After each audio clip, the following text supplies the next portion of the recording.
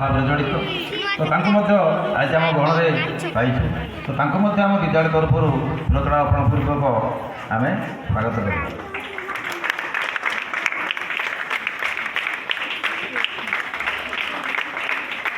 ନିବେଦନ ରଖିବି ଆମ ଅନ୍ୱେଷା ବାଳିକା ହଷ୍ଟେଲର ସୁପ୍ରିଟେଣ୍ଡେଣ୍ଟ ମହୋଦୟଙ୍କୁ ସିଏ ଉତ୍ତର ପ୍ରଦାନ କରି ସମ୍ମାନିତ କରିବେ।